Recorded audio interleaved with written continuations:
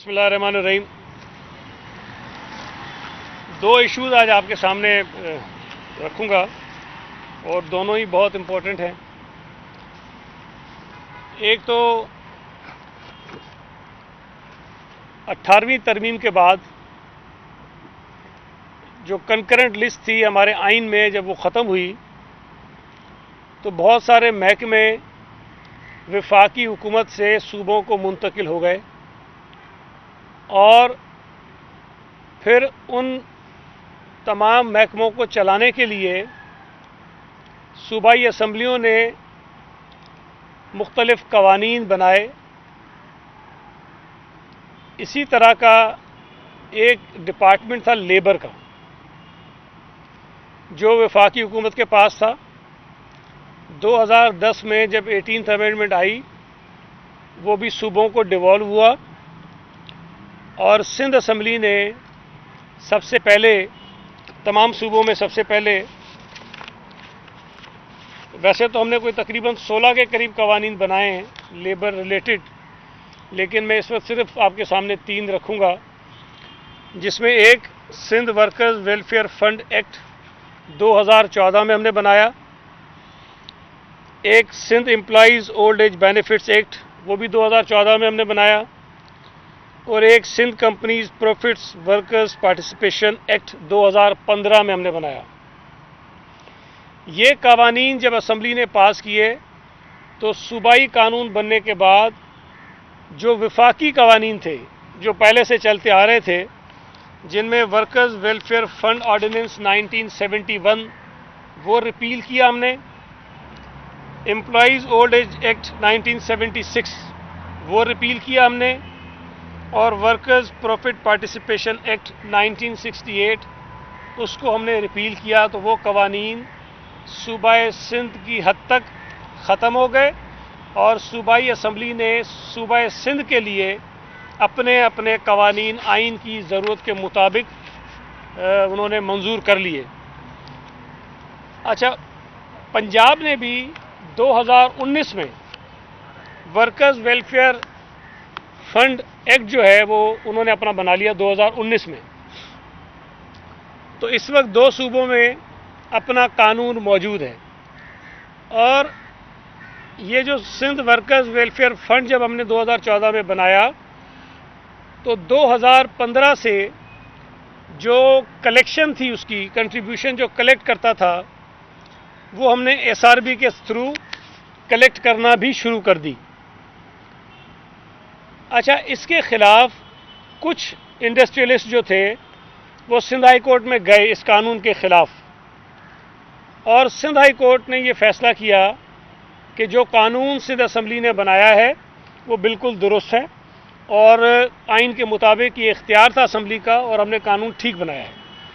तो ये बात मैं आपको इसलिए बता रहा हूँ कि एक कानून असम्बली ने बनाया, अदालत में चैलेंज हुआ और हाई कोर्ट ने हमारे कानून को दुरुस्त करार दिया, और उसके ख़िलाफ़, हाई कोर्ट के फ़ैसले के ख़िलाफ़ जो भी एग्रीव्ड पार्टीज़ थी उन्होंने सुप्रीम कोर्ट में अपील दायर कर दी। वो अपील आज भी सब जुडिस है, वो अपील आज भी चल रही है। तो एक कानून हमने बनाया, सिंध हाई कोर्ट ने उस कानून को दुरुस्त कहा, उसके ख़िलाफ़ अपील जो है वो इस वक्त सुप्रीम कोर्ट के अंदर पेंडिंग है। सुप्रीम कोर्ट का फ़ैसला अभी तक उस पर नहीं आया। तो ताहाल हाई कोर्ट का जो फ़ैसला है वो अपनी जगह मौजूद है और कानून जो सिंध असम्बली ने बनाया था वो आइनी तौर पर दुरुस्त है। अब क्या हुआ है कि मुझे एग्जैक्टली अभी वो काफ़ी सारे पेपर्स हैं, मैं आपको वो टेक्निकलिटीज़ में नहीं जाऊंगा। आज से कुछ बरस पहले वर्कर वेलफेयर फंड और EOBI को डिवॉल्व करने के लिए, चूँकि ये काफ़ी अरसे से मुकम्मल तौर पर डिवॉल्व नहीं हुए हैं, हमने अपने तौर पर जो 2015 से ऑनवर्ड अपने सूबे में कलेक्शन शुरू कर दी, लेकिन उसके साथ साथ FBR भी कलेक्शन कर रही है कई जगहों से। लेकिन जो असासे हैं EOBI के हों चाहे वर्कर वेलफेयर फंड के हों, जिसको 18वीं तरमीम के बाद सूबों में तकसीम होना चाहिए था, वो नहीं हुई थी। तो इस पर वक्तन फ़वक्तन हम ये बात रेज़ करते रहते थे। ایک سی سی آئی میں جب یہ ایشو ریز ہوا تو سی سی آئی نے ایک کمیٹی بنائی اور اس کمیٹی کو ہیڈ کر رہی تھیں محترمہ فہمیدہ مرزا صاحبہ، اور اس وقت میں لیبر منسٹر نہیں تھا، لیکن اس وقت کوئی نیا منسٹر مجھے یاد پڑتا ہے غالباً مرتضیٰ بلوچ صاحب بنے تھے یا اس کے ایک دن بعد بنے. تو چیف منسٹر صاحب نے مجھے یہ کہا، مجھے ذمہ داری دی کہ اس میٹنگ میں سندھ حکومت کو جا کر آپ ریپرزینٹ کریں. میں اس میٹنگ میں گیا، اسلام آباد میں یہ میٹنگ ہوئی.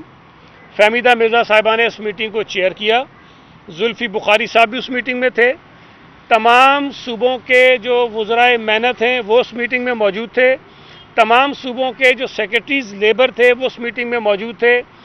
اس میٹنگ میں یہ طے ہوا کہ جی ان کو ڈیوالو کرنا ہے ہم نے، اور میں نے بڑے جو موقف تھا سندھ حکومت کا بھرپور طریقے سے رکھا کہ آئین کے مطابق اس کو ڈیوالو ہو جانا چاہیے، اور ڈیوالو ہے، لیکن آپ لوگ جو کلیکشن کر رہے ہیں یا جو ایسٹس آپ نہیں دے رہے ہیں، صوبوں کو تقسیم نہیں کر رہے ہیں، وہ آپ غلط کر رہے ہیں. اس میٹنگ میں سندھ نے، پنجاب نے اور بلوچستان نے سپورٹ کیا کہ یہ ڈیولیوشن ہونی چاہیے، سپورٹ کیا اس بات کو، سوائے کے پی کے جن کا یہ کہنا تھا کہ جی ہمارے پاس ریسورسز کم ہیں اور ہمارے اخراجات زیادہ ہوتے ہیں، لہٰذا ہمارا جو نظام ہے وہ چل نہیں سکے گا، اس لیے فی الحال اس کو ڈیوالو نہ کریں. لیکن 3 صوبوں نے اس کو سپورٹ کیا اس میٹنگ کے اندر. اس کے بعد یہ طے ہوا کہ جناب مزید میٹنگز ہونی ہیں اور ایک میکینزم بنایا جائے گا کہ جو ورکرز ہیں صوبہ سندھ میں کام کرتے ہیں، ان کا تعلق کسی اور صوبے سے ہے، تو ان کو بینیفٹس کس طرح سے دیے جائیں گے. ہم نے کہا جی وہ میکینزم ہم بنا لیں گے. ہم نے بنایا.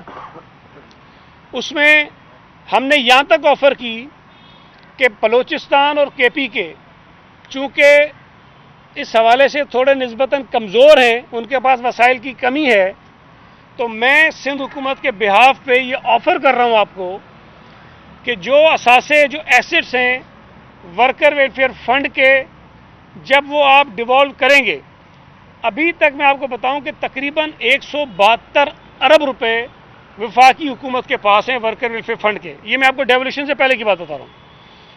اور 124 ارب روپے تو وہ ایڈمٹ کرتے ہیں، ریکنسائل ہو گئے ہیں. 124 ارب روپے ریکنسائل ہو گئے ہیں، وہ مانتے ہیں کہ ہمارے پاس ہیں.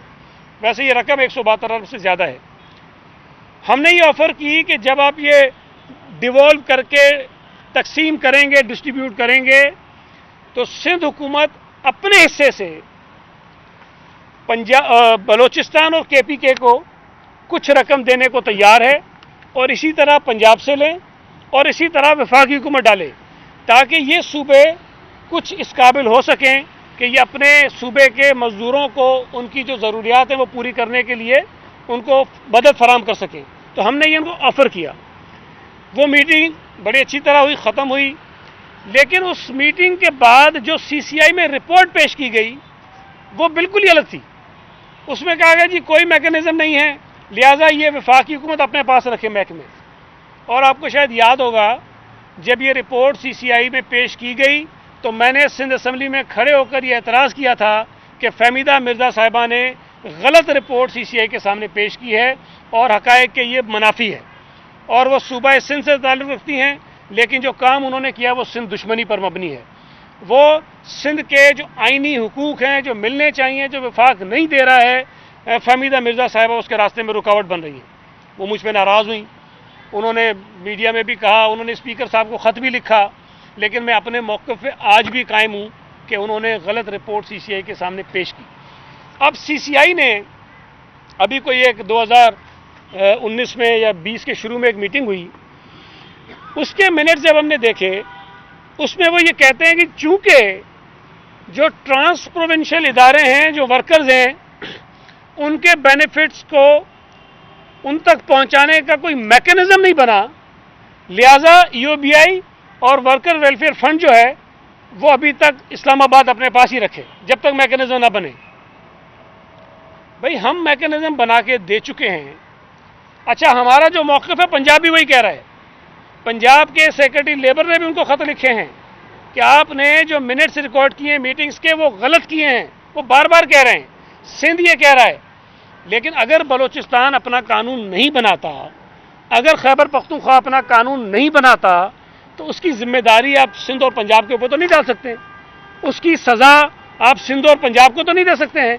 ये बड़ा वाज़ेह है कि 18वीं तरमीम के बाद जो महकमे डिवॉल्व हो गए हैं, जिस असम्बली ने, जिस सूबे ने अपना कानून बना लिया है, वो अपने कानून के मुताबिक काम करेंगे, और जिन सूबों ने नहीं बनाया वो वफाक का जो कानून है उसके तहत चलेंगे। ये सीधी सी बात है, कोई कन्फ्यूजन नहीं है। लेकिन इस इशू पर इसलिए कि वफाक को सूबों को पैसे देने हैं, वफाक को सूबों के दरमियान असासे तकसीम करने हैं, इसलिए वो देना नहीं चाहते हैं। और गैर आइनी तौर पर उन्होंने वर्कर वेलफेयर फंड और EOBI पर कब्जा किया हुआ है। अब इन्होंने रिसेंटली एक काम क्या किया कि 2000, जिस तरह मैंने आपको बताया कि 2014 में जो हमारा कानून बना, 2015 से सिंध रेवेन्यू बोर्ड ने सूबा सिंध में वर्कर वेलफेयर फंड की कलेक्शन जो है वो शुरू कर दी। और मैं आपको ये भी बताऊं कि जितनी कलेक्शन माजी में वफाक करता रहा है, SRB उससे ज़्यादा कलेक्ट कर रहा है, बावजूद इसके कि वफाक हमें आज़ादी के साथ काम नहीं करने दे रहा। SRB जो कलेक्शन कर रहा है वो वफाक से ज़्यादा कर रहा है। सूबे में इसका मतलब है कि पोटेंशियल ज़्यादा है, SRB बेहतर काम कर रहा है। लेकिन अभी रिसेंटली कुछ दिन पहले एक ख़त जो है वो एक ऑडिट फर्म है उसको लिखा है FBR ने।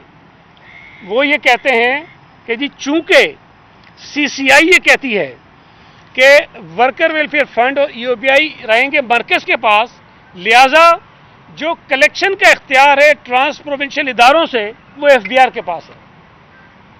अब एक चीज़ समझने की है कि CCI एक आइनी इदारा है, ज़रूर हम मानते हैं उसके अपने इख्तियारात हैं, लेकिन CCI को ये इख्तियार बिल्कुल भी नहीं है कि वो किसी सूबाई असम्बली के बनाए हुए कानून को मुस्तरद करे।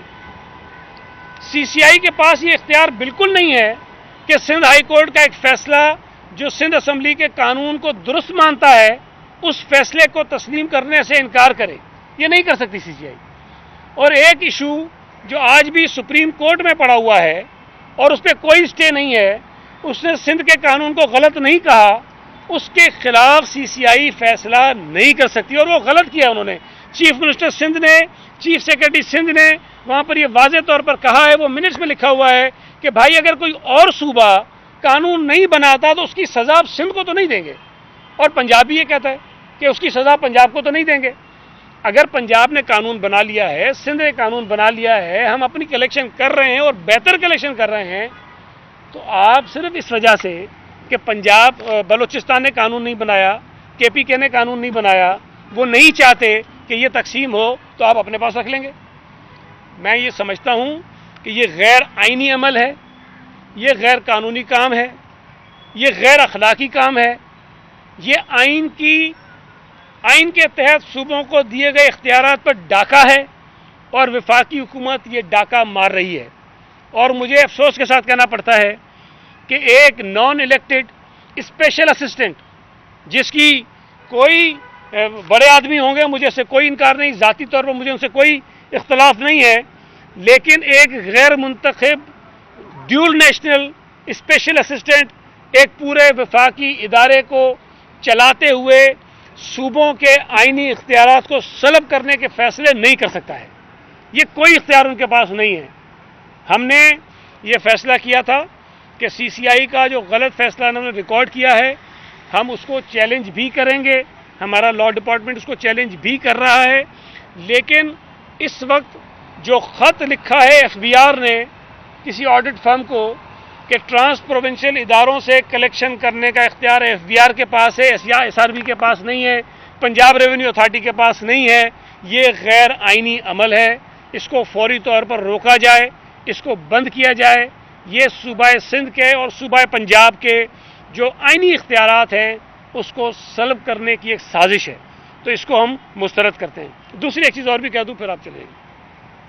دوسرا آپ کے علم میں ہوگا، میں نے ایک پریس کانفرنس پچھلے دنوں کی تھی اور اس میں نے آپ کو بتایا کہ کس طرح سے وفاقی حکومت جو نااہل تو ہے، نالائق تو ہے، لیکن اب وہ نالائق ترین اور نااہل ترین ہونے کے شواہد و ثبوت دیتی جا رہی ہے۔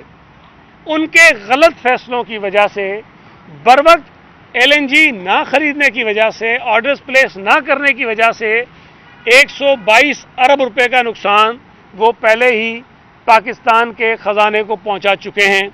ہمارے اور آپ کے جیبوں پر وہ ڈاکہ پڑ چکا ہے، اور ابھی ریسنٹلی جو انہوں نے بائنگ کی ہے اس کے ذریعے مزید کوئی 15-20 ارب روپے کا ٹیکہ انہوں نے اور لگایا ہے۔ تو یہ جو 122 ارب تھا وہ 140 ارب سے کراس کر گیا ہے، اور وہ بوجھ مجھ پہ پڑے گا، آپ پہ پڑے گا، اس پاکستان کے ہر آدمی پہ پڑے گا۔ یہ غلط فیصلے کرتے ہیں، یہ مافیاز کو سپورٹ کرتے ہیں، یہ اپنے جو بین الاقوامی جگادری ہیں، ان کے جو ATMs ہیں ان کی، ان کو فائدے پہنچانے کے لیے فیصلے کرتے ہیں۔ تو یہ فیصلے کرنے کے بعد جو نقصان ہو رہا ہے وہ نقصان اس ملک کے لوگ اٹھا رہے ہیں، ان کی جیبوں پہ پڑ رہا ہے۔ تو تقریباً یہ 140 ارب روپے کا ڈاکہ پڑ چکا۔ اب آپ کو یاد ہوگا کہ پچھلی مرتبہ جب گیس کا بحران پیدا ہوا تو انہوں نے کہا جی اس کی ذمہ دار سندھ حکومت ہے۔ کیوں ذمہ دار ہے؟ کہ جی سوئی سدرن گیس کمپنی نے ان سے ایک وہ 17 کلومیٹر کی لائن بچھانی ہے اور اس کی پرمیشن یہ نہیں دے رہے ہیں، اس لیے جو گیس کا بحران ملک میں ہے اس کی ذمہ داری ہم پر ہے۔ آج جب میں آپ سے بات کر رہا ہوں، نہ صرف یہ کہ وہ پرمیشن ان کو مل گئی، نہ صرف یہ کہ وہ لائن جو ڈلنی تھی وہ ڈل چکی، وہ مکمل ہو گئی، آج بھی پورے ملک میں بشمول کراچی کے لوگ گیس کے بحران کا شکار ہیں۔ مجھے آپ کے گھروں کا نہیں پتہ، میرے گھر میں تو گیس نہیں آ رہی صحیح سے، اور جن 2-4 لوگوں سے اور سے بات ہوئی سب یہی کہہ رہے ہیں کہ ان کے گھروں میں بھی گیس نہیں آ رہی۔ یہ میں آپ کو کراچی کا حال بتا رہا ہوں، اور کراچی سے آگے چلے جائیں تو زیادہ برا حال ہے وہاں پر۔ سردیاں جہاں پر شدید ہیں وہاں تو گیس کی زیادہ ضرورت ہے، لوگ پانی گرم نہیں کر پا رہے ہیں، لوگ کھانا نہیں بنا پا رہے ہیں، ناشتہ نہیں دے پا رہے ہیں اپنے بچوں کو، اور صرف ان نالائق اور نااہل حکمرانوں کی وجہ سے۔ یہ پہلے ذمہ داری سندھ حکومت پر ڈالتے تھے، بھئی آج تو لائن ڈلی ہوئی ہے آپ کے پاس۔ آج انہوں نے جو یہ کارگوز منگانے تھے LNG کے، اب مجھے جو بتایا گیا ہے اتنے مہنگے کارگوز دنیا میں کسی نے نہیں لیے جو ریٹ ان کے پاس آئے، دنیا میں کوئی تقریباً 39% جو ہے وہ برنٹ پرائس کے یہ ان کو ملے، جو ان کو کوڈ ہوئی ہیں پرائسز۔ انہوں نے پہلے آرڈر ڈیلے کیے، کچھ جنوری کے شروع کے لیے تو ان کے پاس کوئی آرڈر آیا ہی نہیں، کوئی سپلائر ہی نہیں آیا، پھر انہوں نے ایمرجنسی میں دیے، پھر وہ بہت مہنگے آ گئے۔ آج بھی ان کے پاس جتنی ریکوائرمنٹ LNG کی ہے وہ یہ پروکیور نہیں کر سکے ہیں، اور اگر یہ کریں گے تو بہت مہنگی قیمتوں پر کریں گے، اور اس کا اثر اس ملک کے غریب لوگوں کی جیبوں پر پڑے گا۔ اس کی وجہ سے آپ کو بجلی جو ملتی ہے وہ مہنگی ہوگی، اور ہمارے بلوں میں ہر سال ہر مہینے فیول ایڈجسٹمنٹ چارجز لگ کر آتے ہیں، اور وہ ہر مہینے جو فیول یہ لیتے ہیں بجلی بنانے کے لیے، جب وہ مہنگا ہوتا ہے تو وہ آپ کے بجلی کے بلوں میں ایڈ ہو جاتا ہے۔ ان نالائقوں کی وجہ سے، ان چوروں ڈاکوؤں کی وجہ سے جو وفاقی حکومت کا نظام چلا رہے ہیں، وہ آپ کے اور ہمارے جیبوں پر ڈاکے جس طرح انہوں نے آٹے کی وجہ سے ڈالے، انہوں نے دواؤں کی قیمتوں میں اضافہ کر کے ڈالے، انہوں نے چینی کی قیمتوں میں اضافہ کر کے ڈالا، انہوں نے ڈالر کو مہنگا کر کے ڈالا۔ آج بھی انڈا ہو، مرغی ہو، دال ہو، سبزی ہو، جس کی قیمت اٹھا کر دیکھ لیں اس کی قیمت آسمان پہ جا رہی ہے، اور وزیر اعظم صاحب نوٹس لیتے ہیں اور اس کے بعد قیمتیں اور بڑھ جاتی ہیں، وزیر اعظم صاحب کمیشن بناتے ہیں اس کے بعد قیمتیں اور بڑھ جاتی ہیں، کمیشن کی رپورٹ آتی ہے اس کے بعد قیمتیں اور بڑھ جاتی ہیں، اس کا فورنسک ہوتا ہے قیمتیں اور بڑھ جاتی ہیں۔ تو یہ اس قدر نالائق ہیں کہ یہ جب کوئی قدم اٹھاتے ہیں اور یہ کہتے ہیں کہ جب ہم چیزوں کو ٹھیک کریں گے یہ بیڑا غرق کرتے ہیں۔ تو میں تو گزارش کروں گا کہ خدا کے واسطے کچھ مت کرو، چپ کر کے بیٹھے رہو، جان چھوڑو اس ملک کے لوگوں کی، تاکہ اس ملک کے لوگ جینے کے قابل ہوں۔ غربت کی لکیر سے لوگ نیچے چلے گئے ہیں، نوکریاں انہوں نے 1 کروڑ دینی تھیں، نکال دیے 10,000 اسٹیل مل سے لوگ، PIS سے لوگ نکال رہے ہیں، ریڈیو پاکستان سے لوگ نکال دیے، PTV سے لوگ نکال دیے، PTV سے لوگوں کو نکال رہے ہیں۔ معاشی حالت خراب ہونے کی وجہ سے لاکھوں لوگ غربت کی لکیر سے نیچے چلے گئے ہیں، گھر جو دینا چاہ رہے تھے گھر توڑنے شروع کیے ہوئے ہیں۔ تو یہ जो इकदामात इन्होंने किए हैं अपने दावों के, वादों के, मतलब कोई 400% जो है उसके बरक्स जाकर उन्होंने किए हैं। तो मैं समझता हूं कि पाकिस्तान के लोगों ने जितना इस हुकूमत के होते हुए तकलीफ़ें उठाई हैं, शायद किसी और माजी की हुकूमत में इतना मुश्किलात उनको उठानी पड़ी हों। हम दुआ करते हैं कि अल्लाह ताला हमारी कोविड-19 से भी जान छुड़ाए, कोविड-18 से भी जान छुड़ाए। जी काजी साहब, एक मिनट काजी साहब।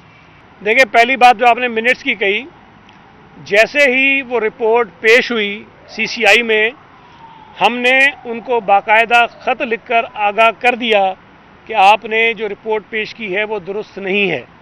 जो मैंने अभी आपको बताया कि CCI के जो मिनट्स आए, जो फैसला उन्होंने दिखाया, उसको चैलेंज करने का फैसला भी हम कर चुके हैं और CM साहब ने इसकी भी अप्रूवल दे दी हुई है। जो दूसरी बात आप कर रहे हैं कि NFC में जो पैसे सूबों को मिलते हैं उसका हिसाब किताब ये लेंगे। देखिए, मैं आपको कहता हूँ ना, ये नालायक हैं, नाअहल हैं, ये अक्ल व शऊर से तो पैदल हैं, इनको आइन और कानून का भी कुछ नहीं पता। ये जो तासुर इन नालायकों के अंदर है कि वफाकी हुकूमत सूबों को पालती है, ये गलत है।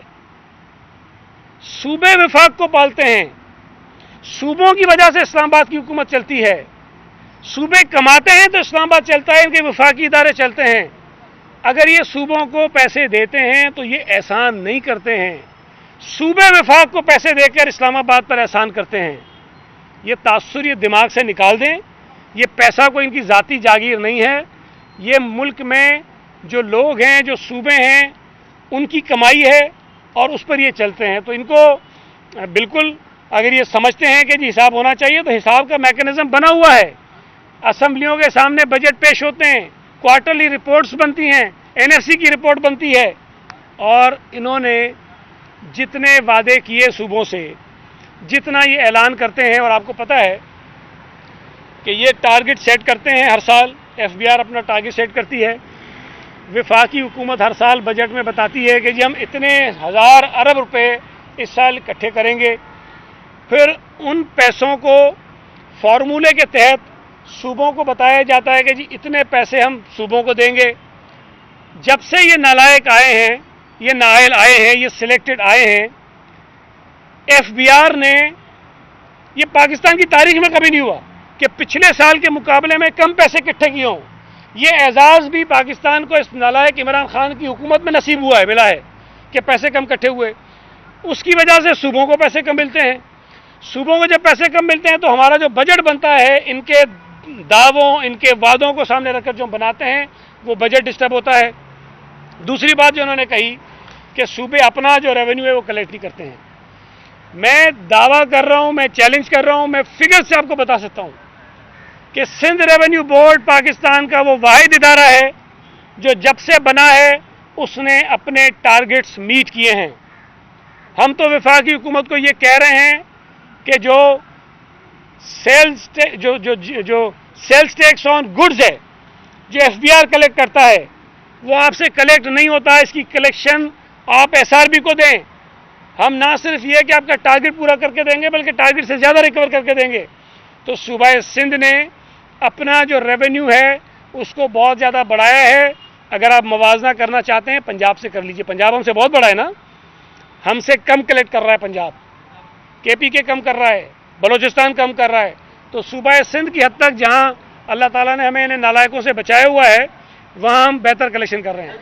एक सेकंड जरा संजय कर लो।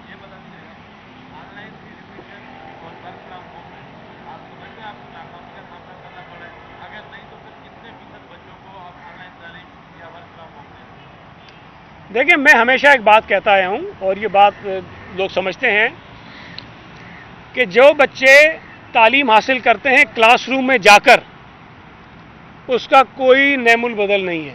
कोई नेमुल बदल नहीं है कि अगर बच्चे स्कूल ना जाएं तो किसी और तरह से उसी तरह की तालीम हम इनको देने में कामयाब हो जाएंगे। पॉसिबल नहीं, हो नहीं रहा है, कहीं पे भी नहीं हो रहा। हमारे मुल्क में हमारे पास तो कभी ये तसव्वुर भी नहीं था कि वक्त ऐसा आ जाएगा कि स्कूल इतने लंबे अरसे के लिए बंद हो जाएंगे और हम ये अल्टरनेट ऑप्शंस की तरफ चले जाएंगे कि बच्चों को ऑनलाइन तालीम देने का सिलसिला शुरू करें।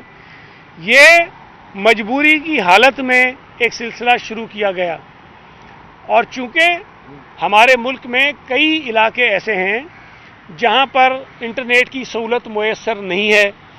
ہمارے یہاں بہت بڑی تعداد میں اسٹوڈنٹس ایسی فیملی سے آتے ہیں جن کے پاس وہ گیجٹس نہیں ہیں جس کے ذریعے وہ آن لائن تعلیم حاصل کر سکیں.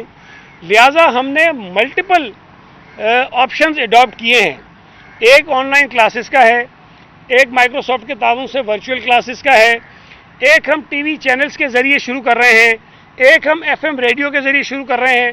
اب یہ ساری چیزیں بھی اگر ہم کر لیں نا, دیکھیں ابھی تو میں آپ کو کہہ رہا ہوں کہ ہم یہی چیزیں کر رہے ہیں, اگر ہم یہ سارا کر بھی لیں تب بھی 100% بچوں تک ہماری پہنچ نہیں ہوگی اور ہم ان کو تعلیم اس طرح کی نہیں دے سکیں گے جو اسکولوں میں حاصل کر سکتے ہیں.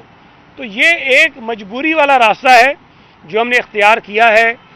ناکام آپ اس طرح سے کہیں گے, اگر میں یہ کہوں کہ ہم نے یہ 100% کر لینا ہے اور بچے بھلے اسکول نہ جائیں تعلیم حاصل کر لیں گے, تو پھر آپ کہیں گے کہ ناکام ہے. میں تو مان رہا ہوں کہ یہ راستہ نہیں ہے.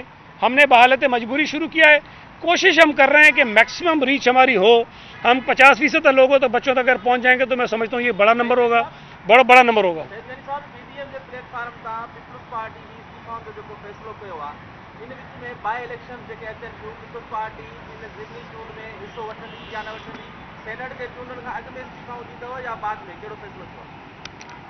دیکھیں یہ تو فیصلہ ہوا پی ڈی ایم میں کہ تمام جو اپوزیشن کے اراکین ہیں اسمبلیز میں وہ اپنی قیادت کو اپنے استعفے جمع کروائیں گے. ہمیں کہا گیا, ہمیں ہدایت ملی اور صوبہ سندھ کی اسمبلی کے تمام ممبران نے اپنی قیادت کو اپنے استعفے پیش کر دیے ہیں. اب وہ استعفے استعمال کب ہونے ہیں اس کا فیصلہ قیادت نے کرنا ہے. جہاں تک بائی الیکشن کی بات ہے, بائی الیکشنز ایک آئینی تقاضا ہیں جو ہونے چاہیے, بلکہ تاخیر ہوئی اس میں, پہلے ہو جانے چاہیے تھے. اب اگر انتخابات ہو رہے ہیں اور ابھی تو چونکہ ایک جگہ تو ڈیٹ آ گئی ہے نامینیشن کی, تو وہ ہمارا کینڈیڈیٹ آلریڈی ہے, باقی کے نامینیشنز ابھی ہونے ہیں. یہ فیصلہ بھی ظاہر ہے کہ پی ڈی ایم نے کرنا ہے, پارٹی قیادت نے کرنا ہے, لیکن میری رائے میں وہاں ہمیں الیکشنز اگر ہو رہے ہیں تو ہمیں حصہ لینا چاہیے, یہ ثابت کرنے کے لیے کہ پی ٹی آئی کی حکومت ناکام ہے اور اس کے کینڈیڈیٹس کو لوگ پسند نہیں کر رہے ہیں, اور اگر وہاں سے اپوزیشن کے کینڈیڈیٹس بڑے بھاری مارجن سے جیتتے ہیں تو یہ بھی لوگوں کا حکومت پر عدم اعتماد کا ایک بہت بڑی علامت ہوگی.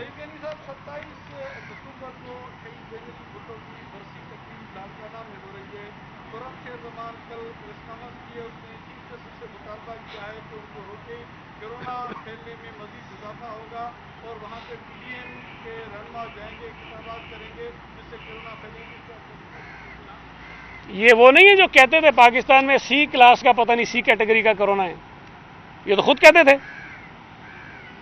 تو یہ تو وہ لوگ ہیں جو کرونا کو مانتے ہی نہیں ہیں. ان کا وزیر اعظم کہتا تھا یہ پتہ نہیں فلو ہے, کچھ بھی نہیں ہے, پریشان مت ہوں اور ایزی رہیں.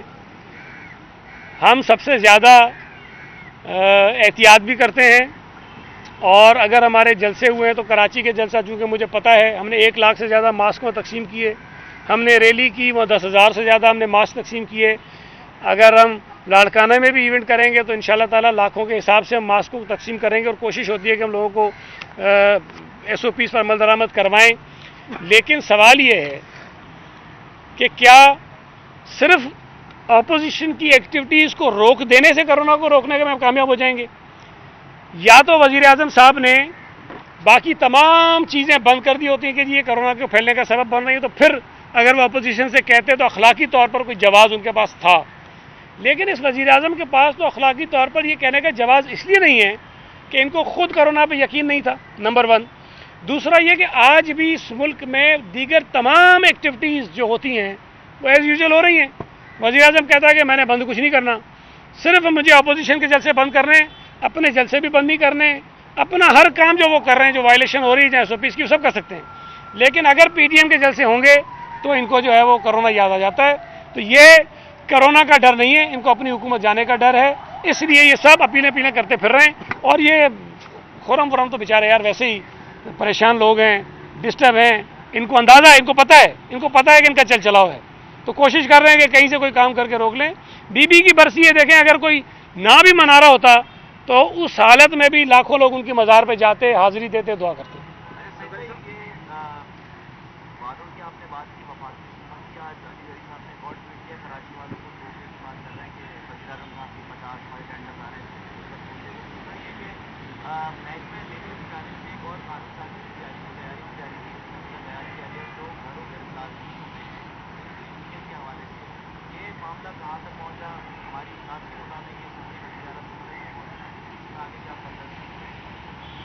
دیکھیں, کراچی میں جتنے منصوبے اس وقت تک چل رہے ہیں وہ تمام کے تمام نواز شریف کے دور کے شروع کیے ہوئے ہیں, اور اس کا کریڈٹ یہ نالائق اور نائل لیتے ہیں تو لیتے رہیں, چاہے گرین بس ہو یا سڑکیں جو کچھ بنی ہے وہ ہوں. یہ غالباً جو فائر ٹینڈرز والا ہے, میرا خیال ہے یہ بھی شاید انہی کے پیکیج کا حصہ تھا. اگر اس کی آپ تحقیقات کریں گے تو آپ کو بہت ساری چیزیں اس میں مل جائیں گی, شاید وہ بڑی اچھی چیزیں ہوں گی, آپ کے کام آئیں گی, میڈیا کے لیے وہ آپ کو کام آ جائیں گی. تو ابھی تک کراچی میں انہوں نے کوئی ایک بھی نیا منصوبہ شروع نہیں کیا, ایک ڈھیلا انہوں نے خرچ نہیں کیا 2.5 سال میں. کمیٹیاں بار بار بنتی ہیں, اعلانات بار بار ہوتے ہیں, لیکن عملی طور پر انہوں نے ابھی تک کچھ نہیں کیا. جو دوسری بات آپ نے کہی, لیبر ڈپارٹمنٹ بہت ساری چیزوں پہ ہم نے کام شروع کیا ہوا ہے, اور میں سمجھتا ہوں جو سب سے بڑا کام ہے جس پہ ہم ابھی انشاءاللہ تعالی جنوری میں وہ پہلا کارڈ بھی ایشو کریں گے. ہم ایک مزدور کارڈ دینے جا رہے ہیں, بے نظیر مزدور کارڈ. ابھی تو ہم فی الحال جو ورکرز ہمارے پاس رجسٹرڈ ہیں ان کو دیں گے, لیکن اس کے بعد اس کو ہم اوپن کریں گے سب کے لیے. جو انفارمل سیکٹر میں ورکرز کام کرتے ہیں, جو سیلف امپلائڈ لوگ ہیں, وہ بھی یہ کارڈ لے سکیں گے, اور سوشل سیکیورٹی کے جو بینیفٹس ورکرز کو ملتے ہیں وہ سارے وہ حاصل کر سکیں گے. اور یہ میں سمجھتا ہوں بہت بڑا ایک انقلابی اقدام ہوگا سندھ حکومت کا, جو بلاول بھٹو زرداری صاحب کی ہدایت پر ہم نے شروع کیا, اور انشاءاللہ تعالی جنوری میں وہ کارڈ ہم دیں گے. تو یہ جو چیزیں آپ بتا رہے ہیں اس پہ کافی ہم کام کر رہے ہیں.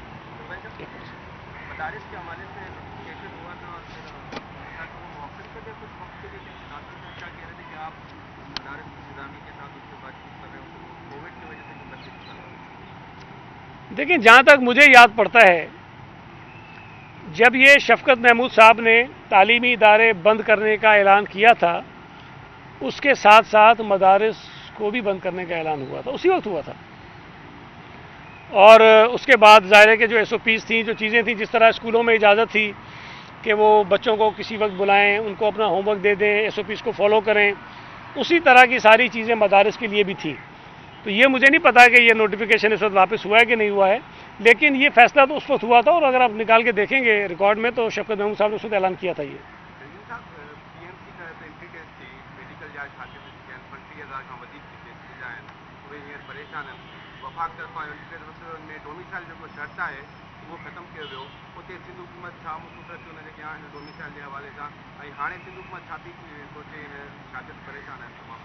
دیکھیں, چونکہ یہ میرے اس میں ڈپارٹمنٹ کے ساتھ متعلقہ نہیں ہے, لیکن یہ بات بالکل ڈسکس ہوئی ہے متعلقہ ہمارے جو ڈپارٹمنٹس ہیں ان کے ساتھ.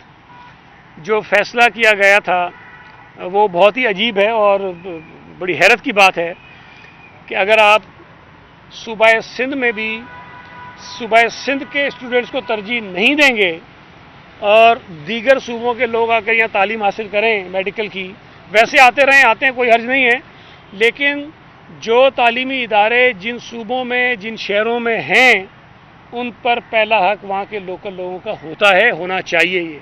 یہ تو نہیں بات ہوتی کہ ہمارا بچہ جو کراچی میں رہتا ہے وہ اگر ان کے مطابق اس کا ایڈمیشن کہیں جا کے چکوال میں ہو جائے تو اس کو آپ چکوال بھیجیں گے, اور جہلم والا جو بیچارہ ہے اس کو آپ کہیں گے کہ تم جا کے لاڑکانہ میں پڑھو. تو عجیب سی ایک انہوں نے پالیسی بنائی ہے, اس پر ہم بات کر رہے ہیں, کام کر رہے ہیں, اور اس پر ہم نے بات کی بھی ہے. یہ بڑی عجیب سی غیر منطقی سی ہے کہ انہوں نے پالیسی بنائی ہے, جو میں سمجھتا ہوں اس کو انشاءاللہ تعالی تبدیل کرائیں گے. ایک منٹ, پنجاب ہم سے بہت آگے ہے کس چیز میں؟ تعلیم کے معاملے میں. تو اب تک آپ نے اس شعبے میں کیا نہیں حکمت عملی اپنائی ہے, اور آگے مستقبل میں آپ کے کیا ارادے ہیں؟ دیکھیں, کام تو اس پہ کافی کر رہے تھے, لیکن بدقسمتی سے مجھے فروری کے پہلے ہفتے میں یہ پورٹ فولیو ملا, اور تیسرے ہفتے میں جو ہے وہ آ کر یہ کووڈ آ گیا. تو اس وقت تو ہم صرف کووڈ سے نکلنے کے چکروں میں لگے ہوئے ہیں, لیکن بہرحال پالیسیز ہم بنا رہے ہیں, اور کوشش ہم کر رہے ہیں کہ تعلیم میں کچھ بہتری آ سکے. لیکن کووڈ کے ہوتے ہوئے शायद हम बहुत ज़्यादा काम नहीं कर सकेंगे। Thank you.